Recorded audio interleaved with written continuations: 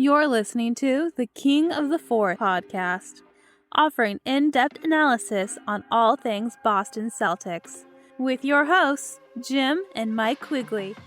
All right, worst case scenario here. Celtics down 3-0. Awful juju, or whatever you want to call it, Sunday night.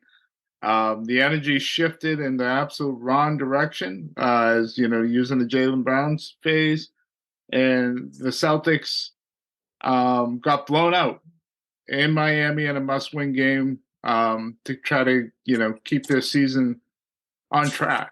And now it's really on life support and can end tonight with a unforeseen, just crazy circumstance of a sweep that should never ever happen to a team this talented. And Mike, I'm just going to start with this. I don't know if you have rants or what you want to say, but I'll say this. Number one, this is on the players. It always is in that league. They've underperformed. If they wanted to do something about this, yeah, they could have. Number two, this isn't your typical 8 seed, obviously. The way Miami bullied and beat up Milwaukee, the way they handled a good Knicks team and what they're doing to you, and their shooting, is just miraculous how well they're shooting the ball. Some of it is certainly luck. When you shoot over 50% from three, I don't care if they're all wide open, and has to do with luck. Some of it is, great sets by Miami. Some of it is really bad defense by the Celtics. But number three, which is, what I'm sure a lot of people are talking about out there. I've seen a lot of people say this is, these players, Tatum and Brown in particular, continually come up short. I understand last season ended short in the finals. I thought for the most part, you look at last season as a success. I look at last season as, they didn't do a good enough job in the NBA finals, but if they had a fully healthy Rob Williams, they'd be the best team. They were the best team in the league, and they probably would have ended series shorter, and I think they would have won the championship with a fully healthy freak of an athlete, Rob Williams. This season, Rob isn't what he was during last regular season, but he's healthier than he was in the playoffs, and he's been impactful. You've brought in Malcolm Brogdon. All things being equal, the player talent is better. Why are they worse? And, one variable that has been interchanged that we all know has been Joe Mazzulla. And he may not be the sole reason for this being a mess, but he hasn't done enough to try to fix it, or he isn't capable enough to fix it. And you have this unfortunate situation right now where you're down 3-0 and you're having a hugely disappointing ending to your season. And you have to start to wonder, first and foremost, can you bring him back next year? And, I am on the side of you cannot. Unless this thing miraculously turns around, which shows no signs of that happening, it kind of starts there, and then you can work your way out. But, Mike, that's my kind of opening salvo at all this. We can get into basketball breakdown. There are some things that we can talk about, but for the most part, it's just been one team beating the shit out of another.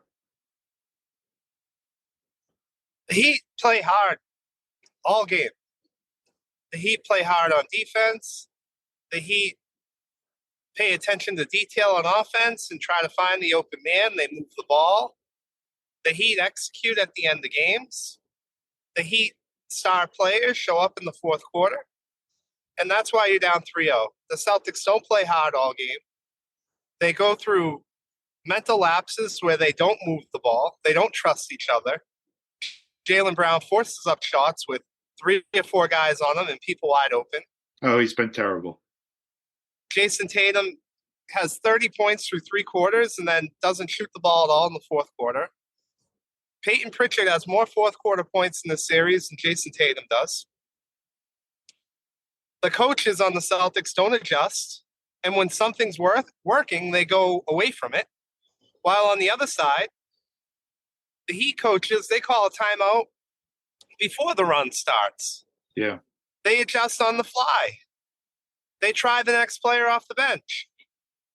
The Heat are the better team. The Heat deserve it more than the Celtics. And it's men versus boys, if we really want to be honest when it comes to maturity in this series, too. The Celtics just weren't ready for this moment. And it's clear that they're not. And it's clear that they quit. And that's the other alarming thing about this series. Midway through, or even earlier than that, in the second quarter, the Celtics just stopped playing hard on both ends of the floor. Whether it's Jaylen Brown taking a 3-point shot 4 feet behind the 3-point line with 14 seconds left on the shot clock and 4.5 minutes left in the second half, or it's Duncan Robinson driving to the basket and pushing off on Jason Tatum and scoring a layup. It's just example after example where the Celtics just quit. And tonight's going to be a bloodbath. There is no way the Celtics show up tonight after that. I don't care what they're saying in the media. They're checked out. And that's unfortunate because they do have a lot of talent, but they don't match up to the toughness and the togetherness that the Heat have or the Denver Nuggets have. And they're going to have to make tough decisions this offseason. I think it starts with firing the coach and his staff and figuring that out. But you can't bring back this same roster after you just got swept by an 8 seed. So they're going to have to figure out what they're doing, what players don't fit, how much money they want to spend on the roster. And this is a blown opportunity for them. It's very concerning to see how it's gone down. Even the 2 games they lost 2 games at home in a row to this Miami team. And they were in both games going into the fourth quarter. It just came down to execution. And the Celtics just fell apart in both games. Yeah, I thought they've just been terrible, Jim. They've been terrible. I thought there were stretches, particularly in the third quarter in game 1 and at times in the fourth quarter, where I don't think they played as hard as they could have. And like, when did this start? Because you can say what you want about them falling apart against Golden State. I never looked at it as they didn't play hard, right? In those playoffs last year, like they got beat. They made dumb decisions where they stopped moving the ball, or Tatum forced things too much against Wiggins. They looked like a young team against a real experienced championship team after they blew that opportunity to go up 3-1. But I didn't think to myself, they're not playing hard, playing stupid and playing like assholes at times, but not playing hard. They were down 3-2 against Milwaukee and came back. They were down 3-2 against Philly this year, where they should not have been, but they still came back and fought and played hard. The games they've lost down the stretch, I didn't think it was because they weren't playing hard. I thought it was because, they just made some real weird mistakes. They stopped playing at times in this series. And that's like stunning to me. And it's, in one hand, when you're down 28 in the third quarter, I can get it. I like that you stop forcing things and it's over. But you brought up points in the second quarter where I thought, guys would die on screens against Duncan Robinson, or, the shot that Brown put up, or you're forcing action, or you're not really fighting to get back defensively.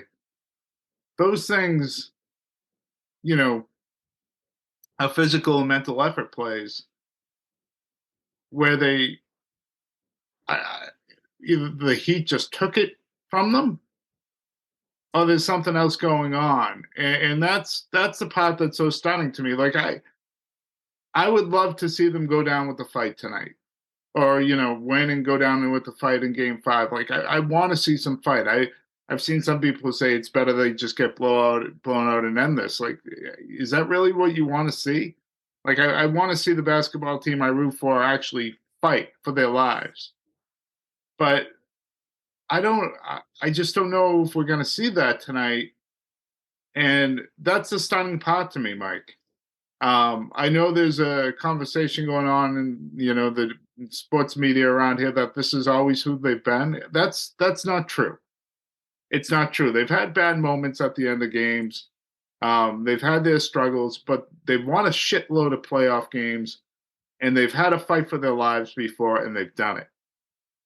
And they've done it over and over again over the past 6 years. This to me, like even when they played Brooklyn and they were the 7th seed, they never quit in that series. They never once quit. They fought for their lives. You know, they even won a game where they had no business winning. They never, there wasn't, you didn't watch it and think, oh, this team's quitting.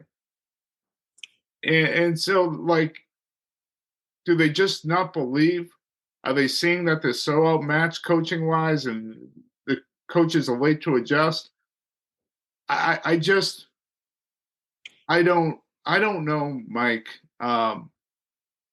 what it is.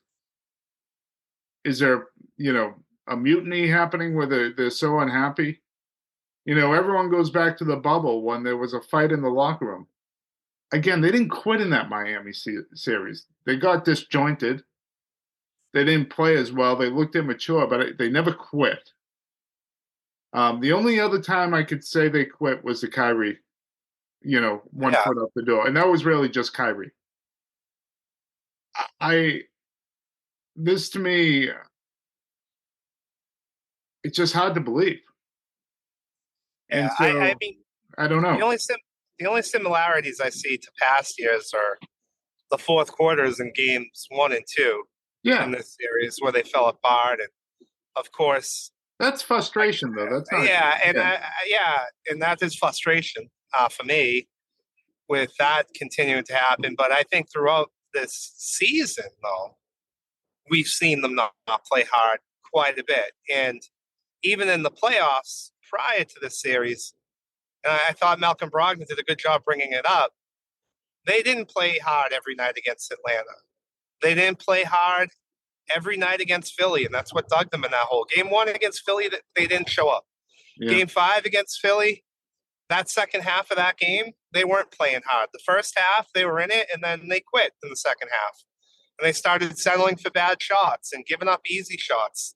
Philly missed a lot of wide open shots in Game 5 and probably should have won by more. No. Philly shot lights out in Game 5.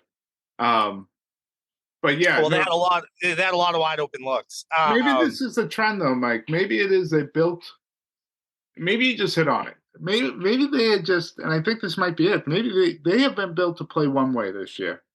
And that's Eric Spoelstra talked about it in the huddle with his team, and TNT got it on TV. We just have to take away the 3-point shot, guys. It's simple. Yeah, and so it doesn't go. And they missed a lot of really good looks against Miami early on in Game 3. A lot of wide open looks. And Miami hit theirs, and they hit contested. Like the shooting, Miami's shooting was ridiculous in that game. Like the Celtics weren't winning that game, even if they went out and played okay or they played good and they played hard. That's not the point. They weren't, like, the way Miami was shooting, you weren't going to beat them. But, you didn't want to see them lie down like dogs. But the games where they've been blown out during the regular season and in these playoffs, they have been a combination of the other team shooting really well and the Celtics not shooting at all. And that's the difference between this year and last year, right? The Celtics could win a couple different ways. And even when Rob went down, like the defensive effort they weren't as good defensively. They weren't as dominant, but they could lock in. And this year, you're seeing them help off corners, like strong side corner when the guy's picking up his dribble. And you're going to help. Like insanity. Consistently helping off corners. We can get into all the defensive breakdowns, but they're not. I want to. You can. Yeah. You scout this Miami team, and you know how you're supposed to play them. Doesn't mean they still can't beat you, but and the Celtics are not invested in it. They're not invested in defensive principles at all. So are those things being talked about? Are they being coached? They certainly aren't being corrected in game. Where we seem to always be at least one game late on, defensive adjustments that could help. But even then, they may start off with the right type of ball pressure, but it's not ingrained in them to continue playing that way like it was last season. Yeah, that's the biggest difference between them and the Heat. The Heat, they win different ways. They've done it throughout the playoffs. The Heat didn't shoot the ball well against the Knicks at all. None of them did. Actually, they struggled from three. There were games where they were hitting, but overall, they struggled. The game was the Knicks forced a slow half-court pace game, and the Heat figured that out and won, and that's the difference. Like, the Celtics can't figure out how to win games differently other than we got to hit our threes and then we feel good about ourselves. And you see it too. Like, yeah, they look out of sorts when their threes aren't falling down, just like they're not interested. And then on the other end of it, the role players on Miami, like, they really believe in Jimmy Butler. Like, and they believe in themselves. They believe in themselves. There's a toughness there that the Celtics just don't have. And I know they won Game 6 and Game 7 against Philly, and that was really great and really impressive. But real gut check this series, man. I mean, Jimmy Butler and Bam Adebayo, oh my God, Bam, have just like they just pants the Celtics. I mean, they're laughing at them. Adebayo. Yeah, Adebayo. He's those dunks by Adebayo in Game 3. Yeah. It's just embarrassing. It's just like, I mean, it's punking them. There's a star. They're just, Celtics are just so far behind what a real championship team has, and you're seeing it right now. They're not there. They don't have it. And when they actually found something that worked, like goes back to coaching. Like a couple times when they've actually found things that worked, and it was clear what worked in Game 2. The Rob Tatum small lineup, and sometimes Grant was in it, but sometimes not. You know, they went 19-2 with that lineup with White, Brogdon, and Grant in the second quarter. They never played that lineup again the rest of the game. And then in the third quarter, they went back to it, minus White, and it was Brown instead. And they went down 5 and went up 8 with that lineup. And then Rob never saw the floor until the last, minute where they went double bigs. It's like, to me, that's just insanity, where you actually found something that worked against this Miami team that Miami clearly couldn't defend against. They were getting some offense against it in the fourth quarter. But like he goes to Al, and the only explanation is because he's hoping Al's shot will go and they'll start hitting some 3-pointers, because Al's been one of the worst players this entire playoffs. And Rob's been clearly the better player, especially over the last 2 games. Again, he barely played Rob in the first half of Game 3, when I thought Rob was an effective player. When I watch Bam killing people, it's continually against guys like Horford and Grant. I just don't. He's so committed to winning a certain way that he's blinded by what's actually happening on the floor, I feel like. He's a horrible coach. I'm just going to say it. Like, he's horrible and his players quit on him. I mean, there were stretches in games, especially Game 2, where I think at one point in that third quarter, he didn't call a timeout in Game 2 during the third quarter. He got there was a TV timeout. So you gave up 46 points in a quarter. Game 1. Whatever game it was. Yeah. You gave up 46 points in the quarter and you didn't call a timeout. Yeah. At one point, it was a 13-1 run and you didn't call a timeout. You mean, you saw it right away in that quarter. You have Marcus Smart coming out, just chucking up threes. And no flow to the offense, and the team just playing absolutely zero defense with zero effort.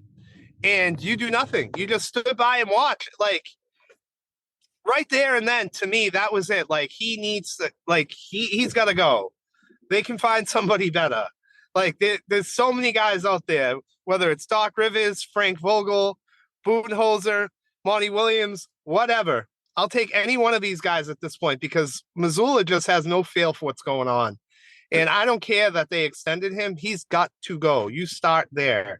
As soon as they lose tonight and it's going to be embarrassing once again, he's going to go and they're going to start over. Coaches shouldn't lose you games in the playoffs. Like, maybe they're not that impactful to help you win games, but like the cardinal sin is losing you games in the playoffs. And I think you can look at game 4 in Philly, and I would look at game 2 of this series as games he's lost from. And so here's what I'll ask you. And we're talking about, so one theory is the shooting doesn't go well, and this team just kind of turtles. And I think there's been examples of that this year. Well, yeah. What about if you're a player and you watch, like they know what the impact Rob has had with those lineups in game 2. They're seeing it. What does that do to you when the game ends? And does it take away some of the responsibility you should have to look inward? No. Well, no. Look at it from a human element, not what should happen. If you're a player there, do you start looking at your coach side-eyed and start blaming him? And maybe you're not seeing the full picture because you're so pissed at him. And, I'm just trying to figure out what happened in game 3. Because it doesn't line up completely. And I don't care about the regular season games they quit. NBA, you can point to every fucking team that happens with. I mean, this Miami team quit the entire regular season. They quit the entire regular season. So, like, I don't care about it was either that. It was either they quit the entire regular season or they realized when Tyler Hero got hurt, they were a much better team. Maybe. They went from the number 1 3-pointing shoot team in the league last year to number 27, 28 with the same roster, essentially. Yeah. And all of a sudden now they are the number 1 shooting 3-pointing team by a mile. And they're playing like they did last year. Like, I have no other explanation, and I'm kind of afraid what this is going to mean for the rest of the league, how they're going to look at the regular season now. That they just quit during the regular season and just said, screw it, we'll make the playoffs, and, we look at all these teams, we can beat them on the road. Yeah, it's interesting. Like, I didn't watch the Heat on a night-to-night basis, but I watched them a lot. I had League Pass. I watched them a shitload. Yeah. I know that the 3 out of the 4 games, that first game they played against the Celtics, they just didn't show up. And then they won on that second night. Yeah, so those were 4 times I saw them, and I thought they played hard. But I think the biggest thing for Miami is Max Strus and Gabe Vincent found their shot in the playoffs. It's made, and then Duncan Robinson got to play. Maybe that was a mistake this year. They didn't play Duncan Robinson. Because he's been good on both ends, actually. I don't think he gets enough credit he's not a good defender, but he hasn't been a liability, at least in this series and against the Knicks. But to answer your question about, and if you can tell, I'm starting to kind of like this Miami team. I hope they get killed versus Denver, by the way. Like, I don't. I don't know how Pat Riley and the Miami Heat. I get it, but I don't get how you can root against Jimmy Butler anymore. How can you root against Nikola Jokic? Yeah, I don't know. I'm watching Jimmy Butler play against the Celtics, and I'm not staying up to watch the Nuggets, I guess. But as far as the Celtics quitting, yeah, I mean, maybe that has something to do with it. Obviously, you see a coach who's not helping you throughout the entire playoffs, that you're one-dimensional, that you forgot how to win other ways. So, it sets in and, you turtle and you quit. I also think that Bam and Jimmy Butler have a lot to do with the Celtics quitting. I think that they've really tested the Celtics' will and their mental toughness in this series, and it's over. I mean, the Celtics they can't do it anymore. They've had enough. And as a coach, you got to figure out how to protect your players. But I mean, in game 2, when Grant was talking shit to Jimmy Butler, which was stupid, Nobody comes to like get fired up for that. I know. Being up 9 points at home in game 2. Like nobody comes in to That was stupid too, maybe by the give a way. little bit of a hard foul to Jimmy Butler during that run, or I don't know. Like there was not like the fire was missing in the belly. Or Like start they trapping him as soon as that happened because you knew what was going to happen next. You know, something, just yeah. something. I just, So Jimmy, I gotta pay for parking in my car, so I'm gonna have you take over for a bit. yeah, I don't, I hear you. And like it's been Butler and Bam, but the same Butler was there last year, and this Miami Heat team was there last year, and you know, in some ways you could say they were a better team last year. And this didn't happen to this Celtics team, and this was a worse Celtics team than I think this year in terms of talent. And the only personnel change is Brogdon. It just, it's so disappointing. It's so disappointing, and I just look at this, and I started off the podcast, and I believe it. The number one problem is the players aren't living up to their promise right now. They're not living up to their end. And that needs to be looked at, and maybe some personnel decisions need to be made. You know, I'm not ready to look at the offseason yet because that takes looking at contracts, and the Celtics aren't exactly in a flexible position to make a lot of, you know, dramatic moves. The second thing you look at, though, is it's just this team, they're not prepared. Um, Principles have absolutely not been emphasized, and I think that's more important than adjustments. I think part of the reason you don't play hard on defense is because defense has not been deemed important. You know, you've heard Missoula talk about how offense leads to good offense and good defense. Defense and effort are the two things that are supposed to travel and they're synonymous with one another. And that has not been emphasized. It's clear. You see in basic principles and where help comes. You know, ball pressure consistently, or how they switch. You know, sometimes the switches are just so soft. How they fight over screens. The only one that gets offensive fouls called on screens is Smart because he's the only one that attempts to fight over them. And then, you know, you look at adjustments and timeouts. I think those things are secondary. I actually think you could win without those things happening if you're prepared to go.